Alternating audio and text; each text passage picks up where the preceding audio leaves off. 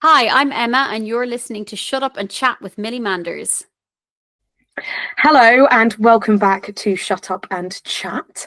Today we have Emma O'Reilly, and Emma is super special for me because we've been working together for some years now across a variety of different formats, including teaching at Access Creative, working together as artists. I've been on Emma's podcast previously, and Emma is not just a musical artist, but a practitioner in vocal biology and pedagogy, and a vocal tutor, and a composer. She composed our strings for Halloween. So Emma's got so many strings to her bow.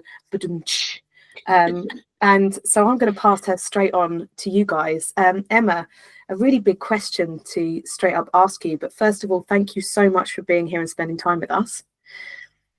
You're welcome. Glad to be here. So you are multifaceted as an artist and a practitioner, but could you just tell us a little bit about your career up to date? So who and what inspired you to get into music, where you are now studying a master's in vocal pedagogy, and kind of all of the little bits and pieces that you do as a well-rounded artist and practitioner. So I've been very lucky in that what I've ended up doing is very varied, because the things I did as I was coming up as an artist were very varied. So I'm from the west of Ireland, Galway County, and Ireland is known for being a place that's full of music and musicians and has really, really high level of music making, even among people who aren't professional. So I grew up surrounded by music, by my mother harmonizing with the radio, my dad playing guitar, music almost every day in school. We were always doing some sort of show or something, and then music within the culture. So I was making music just as a normal part of life since I was a kid. Nice. And I studied music when I was at school. I took part in a lot of things, choirs, musicals, anything I could do with music I was doing. And I went on to study at university. I did a degree in Trinity College, Dublin, which was really theoretical. So there were no actual practical elements to that, which was a really odd course at the time, but I learned a lot. So it's a music degree, but you didn't actually play music. So what did it look like as a degree if you weren't actually playing stuff? A quarter of it was history of Western music. Wow. So I know a lot about Western classical music and classical music practice, music analysis, music tech. Composition was part of it, but I didn't major in composition because the style of composition they wanted was very much a contemporary classical composition, which I love as a genre, but I don't write in. Mm-hmm. So I stuck with music tech instead. We also had musicianship training, which was like solfege and stuff. So it would be, here is a canon, so like a round, sing it in solfa, play it in this hand, and then play it in this hand. And we're talking like do, re, mi, right? Do, re, mi, fa, sol, la, ti, do. Yeah, do, re, mi, fa, sol, la, ti, do. Yeah, so you had to label it so that as you were singing it, you understood what space it occupied in the harmonic structure. Right. So, for example, for people who are listening, when you hear a chord that has a happy sound, chances are you're hearing do, re, mi, fa, so. You're hearing do, mi, so. Yep. If you know you're on a mi, when you're singing that, you need to make that bright, because if you shift the mi down a semitone, it becomes a minor chord. Wow. It becomes a sad sounding chord. So when you do things with solfa, you have that awareness of where you are in the structure. And that was like a huge part of what you were doing when you were at uni. Enormous. Right. Harmony classes, counterpoint classes, that kind of stuff. Now, I did a lot of choral music outside of that, actually. Okay. So I did quite a bit of choral conducting for a number of years. I haven't done so much of that since I moved to the UK, but I have a big component of choral classical in my experience as a musician. I also write for strings and orchestrate for strings. I've done that for theatre companies and, artists like yourself over the years, and for myself as well in my own work. I've also done a lot of original music making over the years, which I should mention. I've released a couple of EPs. One of them is more broadly available on streaming platforms called Fractures. I've toured internationally with choirs and with my own music, and I'm a gigging singer as well. So I do like covers bands, and sometimes I'm doing classical, sometimes I'm doing disco, sometimes I'm doing like, Bond themes or jazz. So I'm really varied. And I'm also a singing teacher. That might be all we have time for. Not much, guys. Emma's just like, just a couple of things thrown out there. Yeah. Yeah. Amazing. So now that's gotten you up to date is you're now studying a master's. So can you tell us a little bit about what that master's is? Yeah, of course. So I just finished the master's, which is delightful. The master's, the official title of it is called Voice Pedagogy. So I have a master's in professional voice practice, voice pedagogy. Pedagogy is a word that basically means teaching strategies. That's what people use it to mean anyway. Yep. And it's interesting because it's a self-taught course entirely online with a group called the Voice Study Centre, but it's linked into the University of Wales. Right. And in particular, it's linked into their professional practice bracket. So the kind of overarching vision of this MA, this master's, is that singing teachers will come out of it equipped to engage in scientific research about the voice. Incredible. To read it, to understand it, and to be able to critique it, but then also to be able to become a bridge between what happens in scientific research and what happens in teaching. Because sometimes we have a lot of stuff coming this way. We have a lot of stuff coming from, studies that look into biology, into how muscles move, into the degree to which they move, into neuroscience, into how things fire as we sing, all that type of stuff. Sometimes we have a lot of stuff that comes from that direction to the singing teacher, but often the singing teachers are not tooled up enough to feed back in so that we can get more and more refined questions about what singing does over time.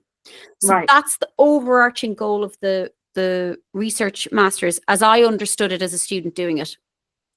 But it's interesting too, because there's only one unit in that everybody has to do on the same topic, and that's research methodology, understanding how scientists approach research. Right. But apart from that, it's a choose your own adventure for every single student who does it. Wow. Every single student who does it differently. So I looked at lots of topics over the course of mine because I wanted to use the master's to become a better rounded singer and singing teacher.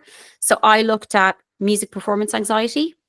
I looked at belting. I looked at accent method, which is a type of behavioral therapy that comes from speech and language therapy. Really useful for breathing for singers, like super useful. I looked at the psychoacoustics of singing, in particular how they relate to belting.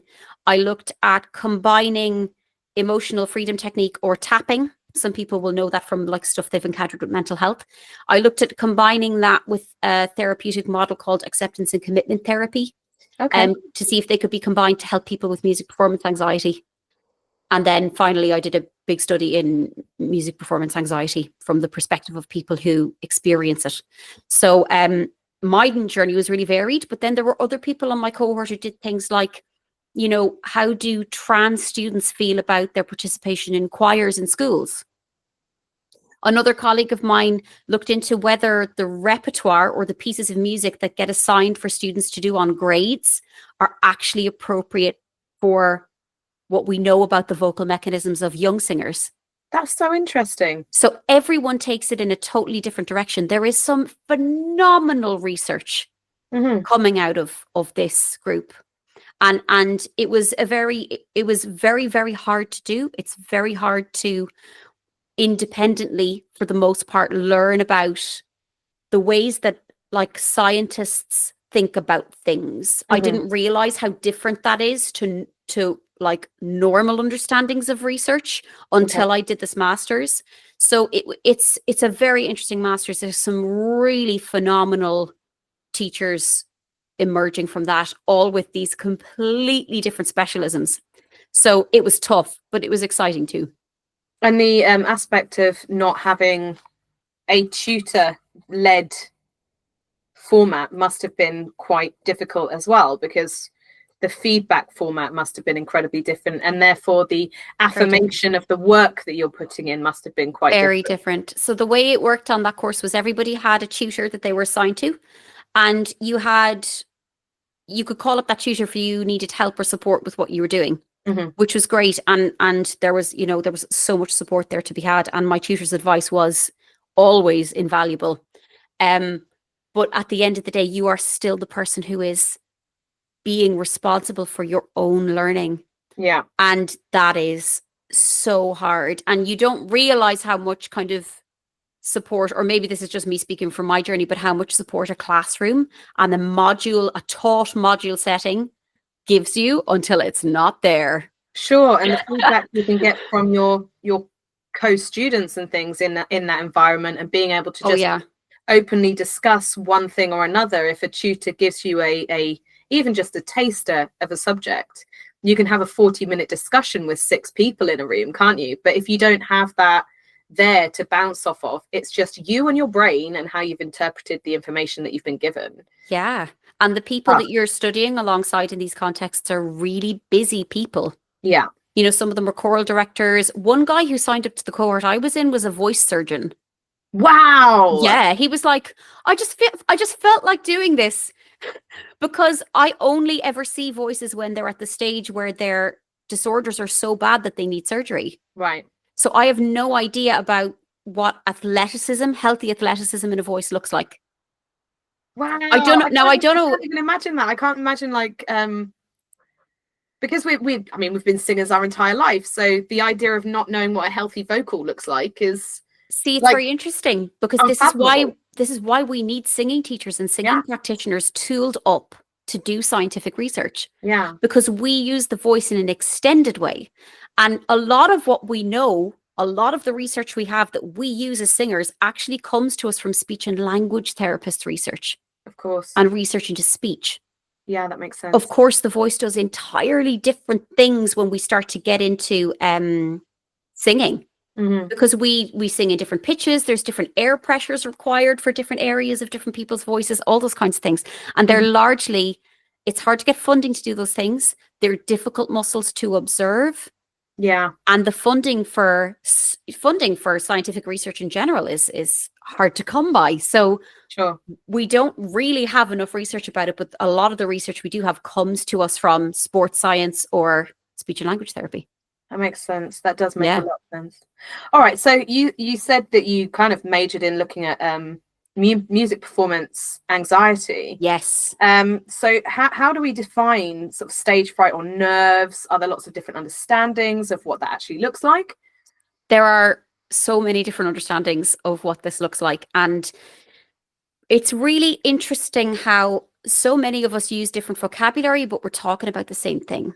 Okay. And we have different levels of inspecting it or interacting with it. And by and large, when most of us come into a situation with anything, we use what we know or what we've heard or what is in the culture around us. So, for example, in a lot of like stage school kind of environments or vocational programs, when someone has stage fright or nerves, people will often refer to it in terms, or butterflies or that type of stuff. People will say, oh, well, it's just down to experience. They're just not confident enough. Right. So some people define it by a lack of something. Yeah. Right. Yeah. Which is kind of convenient if you're a teacher in a way. And no shade to teachers, we've been there. We know how busy these people are. The whole culture says, well, then there's nothing really you can do. You just have to keep getting the student to go on stage. Which is fundamentally incorrect, as we both know. For some students, that's fine, but that's not for everyone. Now, music performance anxiety, when we come across that as a term, already we're playing in a slightly different ballpark, because there's two very key words in that phrase, performance anxiety. Yeah. And there's a lot of really good research out there about performance anxiety. Okay. And this is why I like the opportunity to get this term out there, and I'm grateful to you for this opportunity, because if you Google stage fright nerves, you will get people who are using that vocabulary and using that understanding, which may have this stuff I'm about to tell you about included in it, but it might not. Whereas if you research music performance anxiety, this is the term that a lot of academics and researchers and mental health practitioners are using when it comes to really deep conversations and really deep interrogations into what this is. So do you feel that this should be a more commonly used phrase for people in the performance space to describe their own nerves, aka stage fright, to say, actually, I have music performance anxiety right now, Yeah, or theatre performance anxiety, yeah, or whatever it is, but definitely the performance anxiety side of it should be exactly. more commonly used. I like the term for them, not because there's anything special really about the combination of words, but because of the information it will yield for them if they look it up. That's what I like it for. Okay. You know, the modern day student, the modern day artist has so much information that they can look up online. Yeah. And we all know this. We live in such a divided world. We keep shouting at each other to do our research. But you know, if you get one keyword slightly out, you end up in a completely different corner of the internet.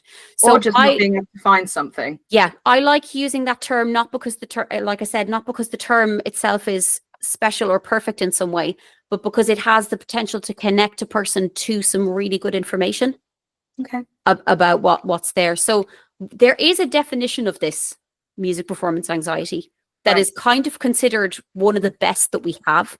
And what's that? And it is a long one, but I would like to read it for you if I can. Sure. Yeah. Okay. Yeah. Go for this comes from a woman called Dianna Kenny, and she's literally written the book Music Performance Anxiety. This comes from her writing and her research into the topic. So this is her definition of music performance anxiety. Music performance anxiety is the experience of marked and persistent anxious apprehension related to musical performance that has arisen through underlying biological and or psychological vulnerabilities and or specific anxiety conditioning experiences. So there's three things. It's a three-pronged thing under this model's understanding. Deeply. I actually felt each one of those. And she goes on here in her definition to say that we can observe its symptoms, if you like. Yeah. They can be affective, how you feel, cognitive, how you think, somatic, in your body, behavioral, what you do. Do I avoid this? Do I just not practice? Do I just not do my assignment? It can happen in a range of performance settings, but it's usually worse in settings with high ego investment. So where your identity might now actually be up for question, your identity as a musician and singer. Auditions. Yeah, or being out in front of a big crowd, or in front of peers, or anything like that. Yeah. Any situation where you're going to be evaluated by a group of people. And that's pretty much every performance situation when you think about it. Now, sometimes it's focal. Sometimes this anxiety for a person, when we mean focal, we mean it's focused to one setting. So they might not have the same anxiety about handing in a written assignment or about like, you know, having a chat with their boss. But when it comes to music, my God. So that it's considered to be focal. Some people say that it's linked to social phobia, actually, that if you score high for social phobia, you're more likely to have exhibit music performance anxiety. That's contested. It's contested territory. It definitely affects musicians. This is so important. It affects musicians across the lifespan, and I'm reading from the quote now, and is at least partially independent of years of training, practice, and level of musical accomplishment. And it may not ever impair the quality of music performance. That also makes so much sense. So it's not to do with experience necessarily. Yeah. If you have a phobia of something, and I looked a lot into phobias as I was learning about this stuff. If you have a phobia of something, it's not rational. It's not hooked into rational things. And one of the most potent ways we have of helping people with phobias is gradually helping them to experience and engage with the thing that they're afraid of slowly over time. Because then the brain can say, oh my God, it's going to kill me. No, wait, actually, this is just a picture. It's okay. Okay, it's a video now. Oh my God, that's making me go on edge. You have to be able to sit in the space with your phobia to be able to do it, so that your brain has the opportunity to take the red flag out of the marker spider or top E, like a note, and begin to downgrade it to orange, begin to downgrade it to green. But the brain needs to be able to be exposed to this in order to do it. So music performance anxiety is not as simple as the person isn't experienced enough, or they just don't believe in themselves enough. This can be stuff that is deep rooted and goes back to a person's childhood.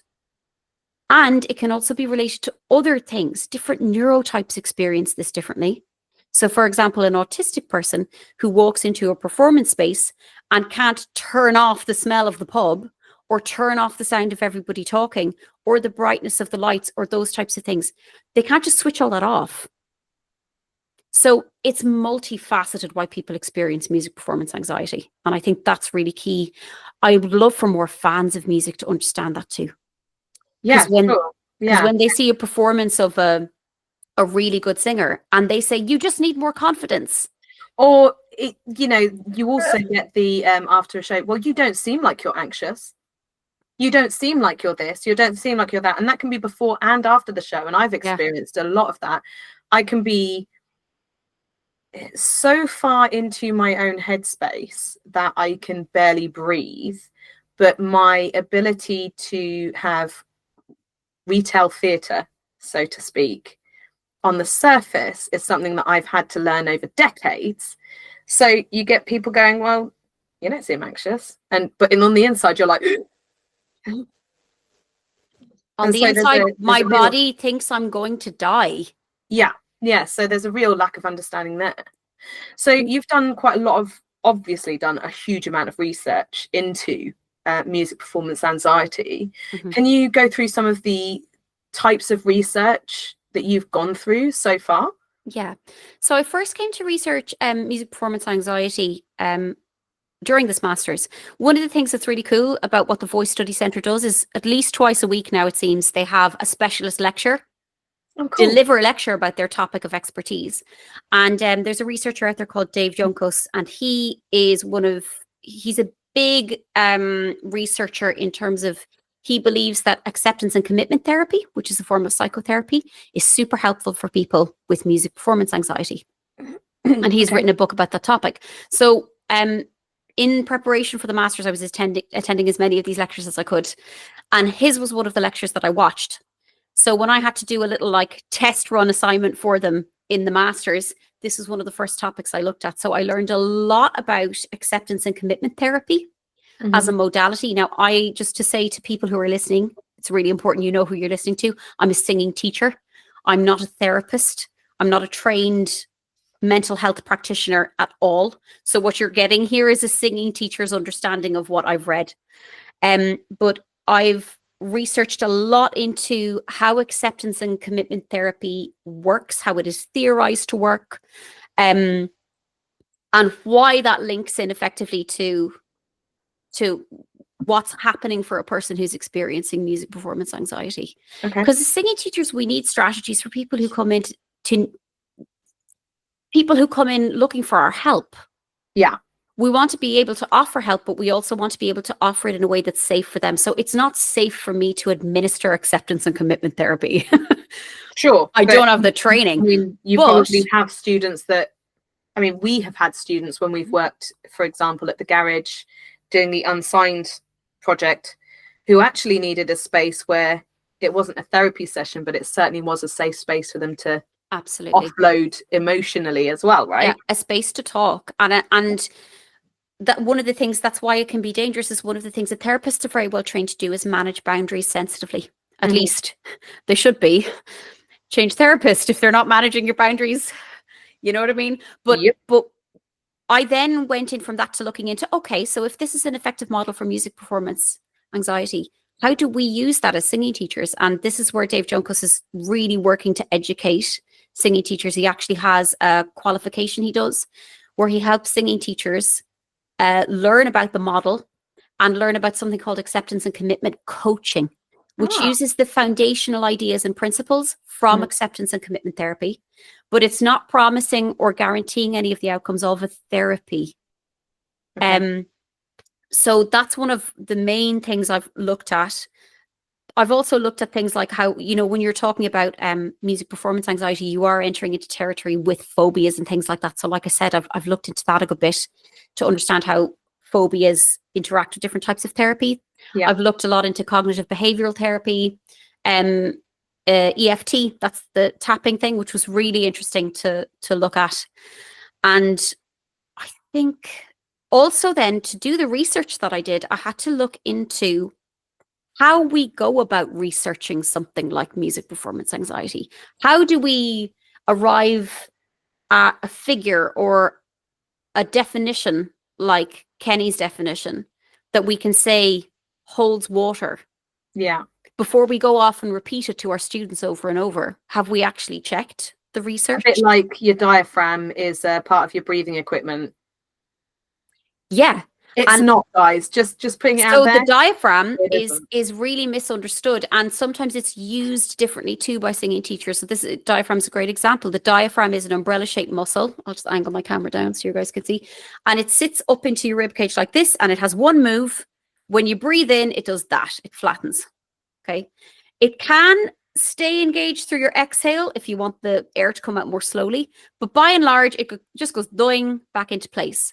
So diaphragm is a muscle of inhalation, as we've been able to research it and understand it. And I've read myself a lot of the research that's been done to prove it.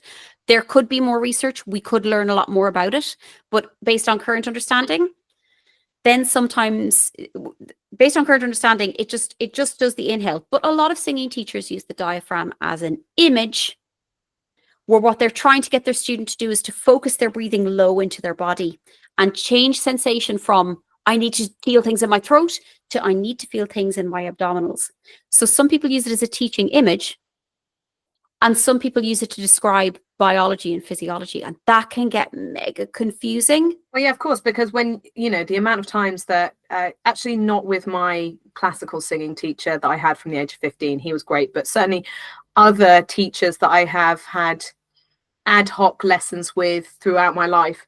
Engage your diaphragm, engage your diaphragm. Well, I mean, it's going to engage, isn't it? It's going to engage because I'm breathing. Actually, you should be talking to me about engaging my abdominal muscles to control the amount of air that I'm allowing back through my lungs and up through my esophagus and things like that. There's so much more that you should be talking about in terms of the physiology of the way I'm singing than just engaging my diaphragm, because that's going to happen regardless. And I think this is why it's so important that singing teachers are tooled up to understand things. So even if a singing teacher doesn't want to get into the labeling of the biology of the instrument, it's quite important that when they see a student struggling to engage the muscles in the way that they know will help that student, that they need a tool to hand, even if it is an image. But they need to be able to offer more than just that one word. Sure. And there are many singing teachers out there who don't actually have a strong biological knowledge, but boy, do they know how to help a person learn how to control that area. Oh, for sure. Because they have. So this is like when we get into talking about research and learning how people have come to know things, that's a really key reason why a lot of scientific research can feel like it's bounded up in tape, because we have to be so specific. So my study that I did, I learned about something called interpretive phenomenological analysis. That's a whole big word right in the middle. Let's shorten that to IPA. But I'll define it for you first. So interpretative means that multiple things can be true. Sure. So it's not like if I have this water bottle and we take your water bottle, then we have two water bottles. See, singers. It's that's true. But in the case of mathematics, there is a yes or no outcome there. There's a correct and there's a wrong. Yeah. When it comes to people's experiences are way too complex for a yes or no or a right or wrong. Sure. So that's where that interpretative comes from. It means that the outputs of the study that you're doing are not going to be, now we have all the facts. It's, no, we might now have a deeper understanding about the culture, about experiences, about those things that are up for interpretation, interpretative. Cool. The phenomenological part. That's the word that I was enjoying. Phenomenological. Yeah, it's so hard to say. As well. I know I studied it, but I can barely say it. Phenomenological. I almost want to use it as a lyric in like a rap. Phenomenological. Oh my God. Explain on your next album. So think about the word phenomenon. It's a thing that happens. Yeah. So when you are taking an approach in a research context that is phenomenological, it's interested in a thing that happens and in understanding the essences and cores of what that thing are to the point that they can be understood. And then analysis, analyzing. Okay. Analyzing experiences and trying to get to the core of what those experiences are. That's what IPA does. Now, that as a structure means within IPA as a formalized structure rather than just those concepts floating around on their own. It's a format of research where you interview people or you run focus groups. Okay. And the idea is that you do it in small numbers. So in your scientific research world, the gold standard for research is a randomized control trial where you get hundreds of people in, hundreds and hundreds. And then you say, right, you guys are getting the medicine and you guys are getting a placebo. Okay, yeah. But you don't know who's getting the medicine and who's getting the placebo. Yeah. And the people administering the medicine don't know which one they're giving either. Interesting. Okay. And in that way, the person who's then trying to interpret it doesn't know. So then we can assess whether the medicine is better than the placebo effect. Okay. Basically.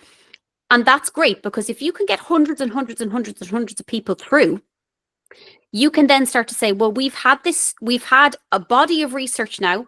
We know that we've looked at 10,000 people's reaction to this thing. So now we can start to make a guess about what might be happening in the broader population. Cool.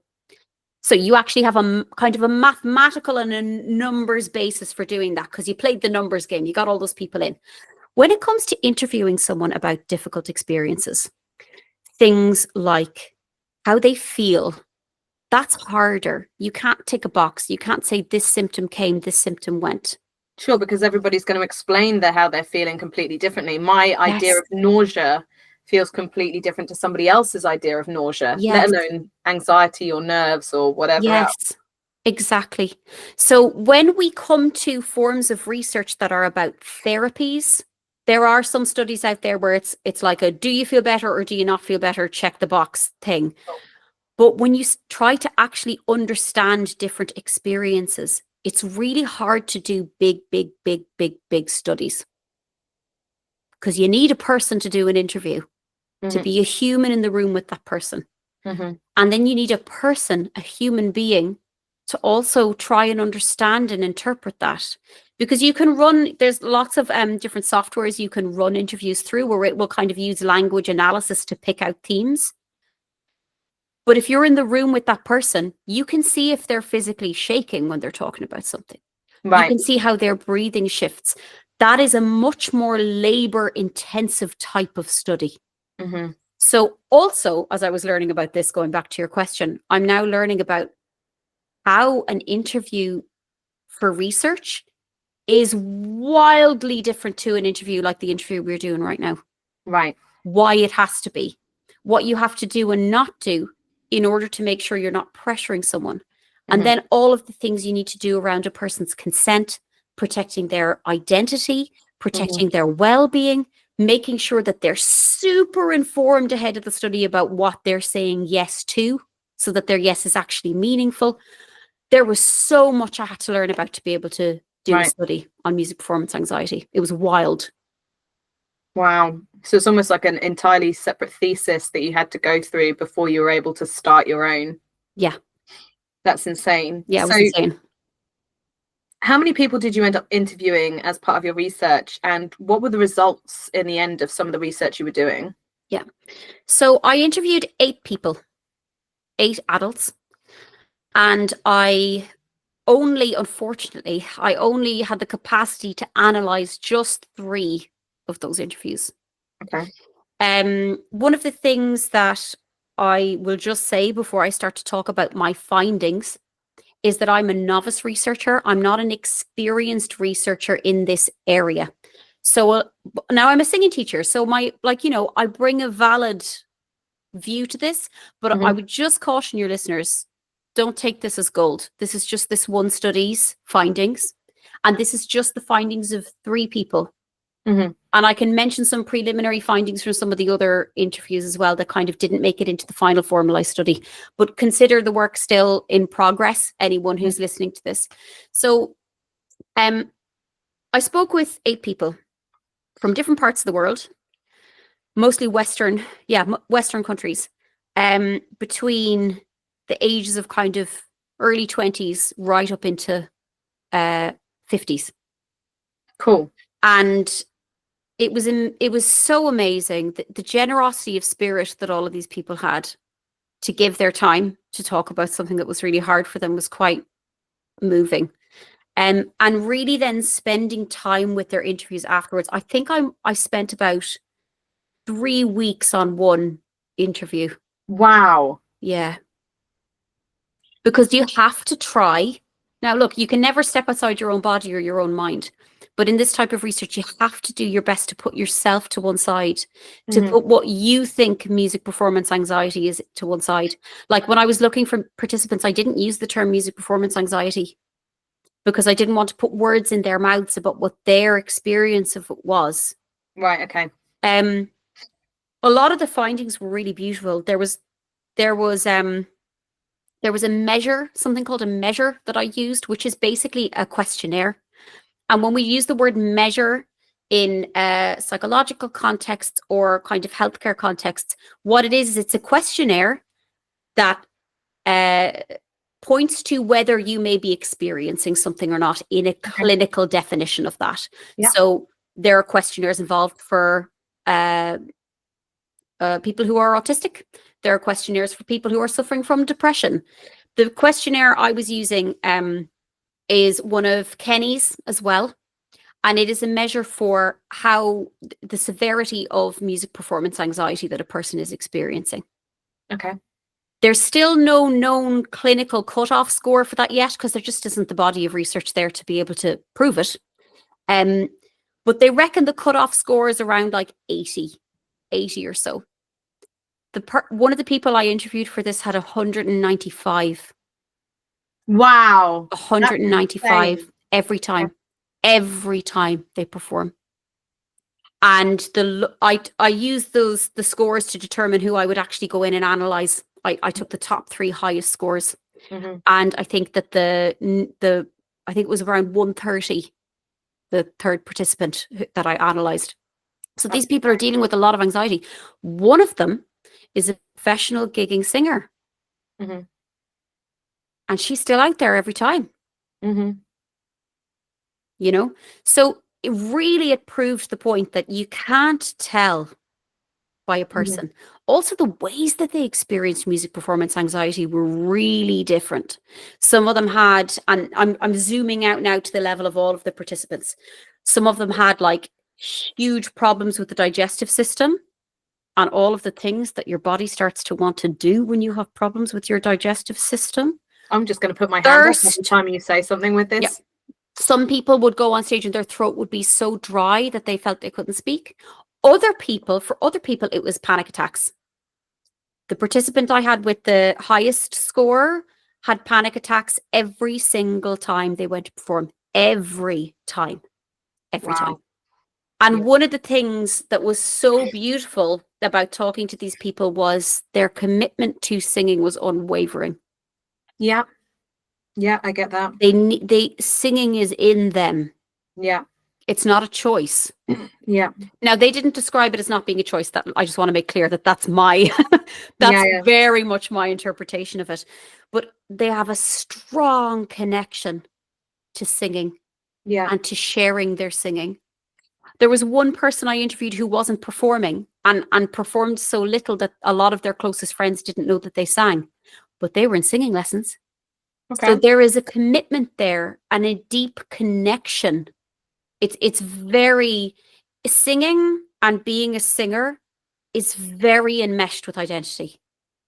I agree. It's really enmeshed, for better or for worse. And I think it was really remarkable how willing all of the participants were to continue to perform and engage with singing alongside the immense discomfort they were experiencing in order to do it. Now, I'm just going to put a little sideline in here because a lot of my Patreons and a lot of people that have come to watch me perform have experienced me having panic attacks on stage, having to look up lyrics because I suddenly can't remember anything, not being present before or after shows because I haven't been able to cope. And just before you ask the question, no, I was not one of the participants in Emma's research. But I am very interested in the research that Emma does, obviously from my perspective as a performer and somebody that does suffer from MPA, but also as a practitioner in the world of music and education. And so this is something that is deeply interesting to me on several facets. So I just wanted to put that out there because I know that there will be some people that will come to me after this. Someone's going to ask. You interviewed. So what were your physical symptoms? I'm not going to discuss all of my physical symptoms in this. And no, I was not one of the participants. Yes. No. So yes, you've obviously had some really, really interesting results, and a lot of deeply moving testimonies for you. Yeah. So what kind of supports have come about in your research that you have been able to discover, for both the performers, for teachers, for fans? What do those things look like? So one of the things I want to make everyone aware of, and this is purely finding from my own study with these three singers. The headlines of my findings were that to perform for these people in their experience of MPA, to perform at all is to have an active working relationship to extreme anxiety. Yeah. That's just how it is in their experience. Second, they have deep established relationships with singing and their identity is intermingled with it. And third, they're all proactive in supporting themselves. All of them. All of them had things they actively did to help themselves out. And actually, it was the ways that they supported themselves that were their happiest experiences of singing. Interesting. It just gave me chills, that, because it was like, performing is such a joy and it's a wonderful thing to be able to do, but it's also a really hard thing to get yourself to do. But for the artist, and I would say this to anyone who's coming up as an artist, some of your best experiences as an artist are in the process of making the art and in the process of striving to be the artist you want to be. Yeah. And that came through loud and clear here. So that's something I would say for fans of music to understand. If your pet artist is really anxious before they go on stage, they're probably already doing a lot to help themselves out. Because look, they're there with you. Yeah. They've got themselves there. So it's okay. They don't necessarily need you to give them a solution or to give them advice. And sometimes they actually don't even need you to give them encouragement. They just need you to receive the performance. Nice. And I had a lot of people talk about the unsolicited advice that they get given as performers about their anxiety. And I think for fans, it's okay for you to accept that your artist can be wonderful and anxious at the same time. Now, because this is how I've been trained and it was my main entryway into thinking about it, I come at this from an acceptance and commitment coaching perspective. And what that means is I don't coach my students to get rid of their anxiety. No, of course not. I don't. You need anxiety. A certain amount of anxiety is healthy. It's what stops you running out into the middle of the road. It's called Urbach. I think it's Urbach-Waite disease is when a person doesn't feel fear. Mm-hmm. And you can get yourself into horrendous situations if you don't feel fear. So a certain amount of anxiety is healthy. That's what the term they'd use is adaptive. It's useful. Can it become maladaptive? It can, but you know what? I'm a singing teacher. I'm not a therapist. And the more this person focuses on their anxiety, the more the anxiety gives the marching orders and the more the anxiety calls the shots. So with great sensitivity, what I do with my students is we acknowledge the reality of their anxiety. We talk about it. We talk about the experiences that they have. We talk about some of the nitty-gritty of those experiences and how unpleasant it is. And at the same time, we shout out and praise them for their commitment to their cherished actions. People who sing cherish singing. And when they talk about, and I often ask this question, what do you want to tell your grandkids about when you're 80? Mm-hmm. They talk about, I want to tell them I was brave. I mean, that just made me emotional. Right? Like hearing I them. want to tell them Yeah. that I didn't let my fear stop me, one person said to me. I love that so much. So this is from what I've learned about acceptance and commitment, therapy as a model, and then the coaching model, is that people are getting up on stage when they're anxious because there are really deep values around performing for them. And sometimes it's not about the performing. Mm-hmm. It's about the character, who they want to be as they move in the world. So that's a really nice thing for fans to understand. Your pet artist with anxiety doesn't need to be saved from their anxiety. They need to be, because they're probably doing a lot of that themselves already. Mm-hmm. They just want you to be there to perform to you. Mm-hmm. And they want you to witness their courage. Yeah. Witness them strive toward their value. So if an artist says, you God, I was really, really nervous up there, you might ask them, what gets you up on stage even though you're nervous? What a question. Wouldn't that be a lovely question to be asked? For sure. Yeah, for sure. And that's what the artist is really carrying alongside the anxiety. And validating that takes the focus away from the anxiety and puts it back on to reinforcing to that artist how valuable what they've just done is. I love that. I absolutely love that. Yeah. So I've got one last question for you, and I'm going to spin it back onto you. Everything that you've said, because you've studied and you've researched the effects of MPA, you've applied it to your own practicing. Do you feel it's helped with your own anxieties as an artist? We know that psychotherapists, child therapists, they all need therapists to help them deal with what they're dealing with. So do you feel you need outside strategizing to help you with your coping mechanisms, or do you feel that this research has helped you to self-analyze and therefore give yourself more coping mechanisms as an artist yourself? That's a great question. It's kind of a little bit of all of that, Millie, really, because the training has given me a depth of understanding of psychotherapy and psychotherapeutic models that will be necessarily incomplete because of my vantage point as a singing teacher. Yeah. But it's helped me to understand a lot of what's happening for my students. Now, I don't get severe music performance anxiety. I get nerve symptoms. And mine have become very cognitive and somatic. So I'll get a really tight throat. I'll get a lot of tension in my throat. Okay. So I know that I need a lot of breathing, calming, down regulating stuff just to help this relax. And I just need to be patient and allow it to relax because I know what it is. I know I'm fine, but I'm anxious. So I need to let that settle. The cognitive stuff is like my mood. I get quite grumpy, quite irritable before I'm about to go out in a gig. Once I'm at the venue, I'm fine because I'm in show mode. But those are things I understand better about myself because I know what they're linked to. I know it's not just that I'm not great at leaving the house on time. I know it's also that I'm nervous because I've learned to scan for a broader range of symptoms, basically. In terms of self-support, definitely learning about the ways that acceptance and commitment coaching would invite you to support an artist that you're working with. I use them. Okay. So mindfulness practices, meditation practices are really key in the modality that I work in. Not every student that comes to me wants that level of support. Yeah. So I always offer, but they don't always want it. Certainly we always have some form of breathing exercise or something ready to hand.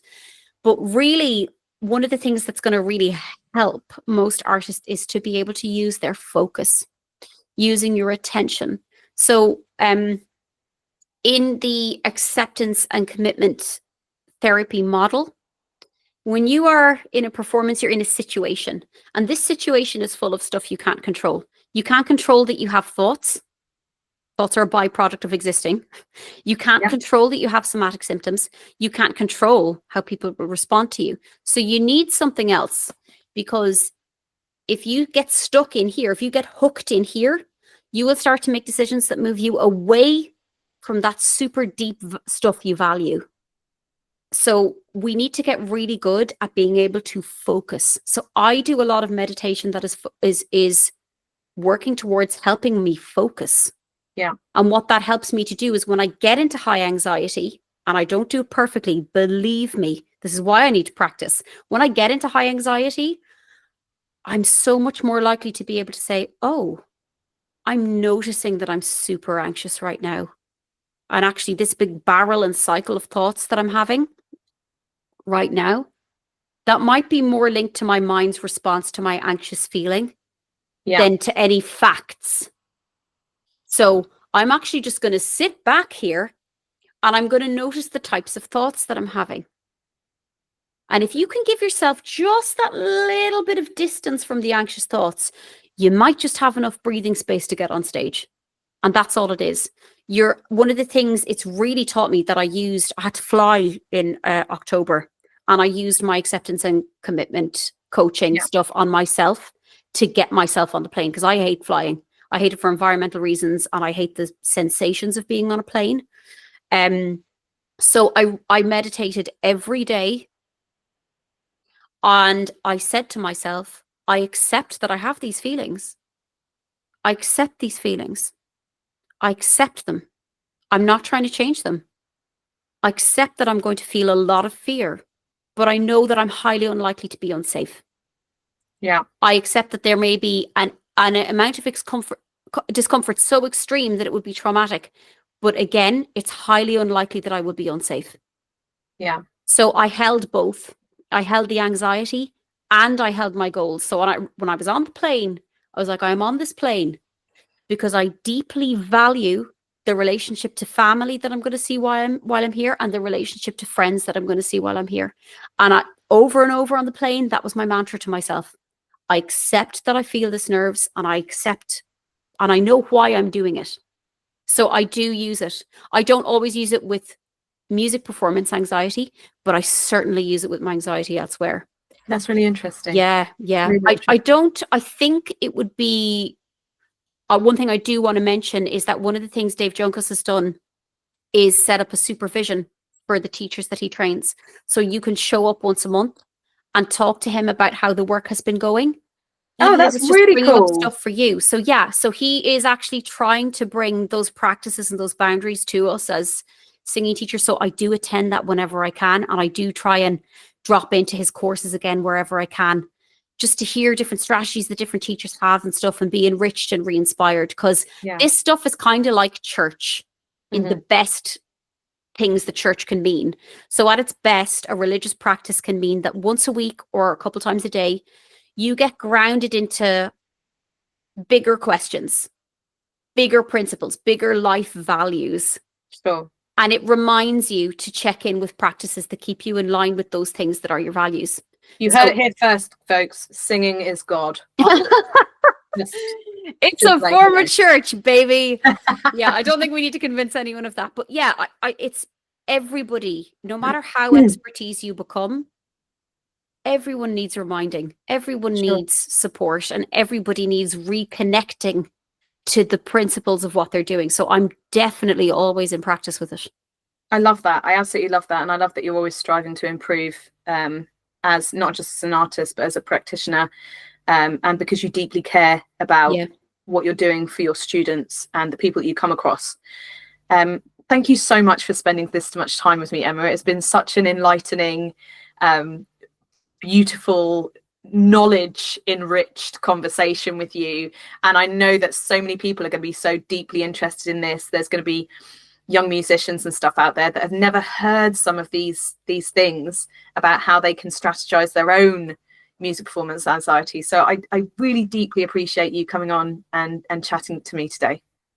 Not at all. I'm so glad to have the chance to talk about it. I think it's a really important topic, and I think it's an area where we can be offering so much more to people in such a simple way, just by knowing more about it, you know. Sure. And I hope I can also entice you back at some point to talk about more of your own music and some other things that you've got going on in your musical, very diverse life. So please do come back and chat to us in a few months when you've got more going on as well. Cool, will do. Thanks so much.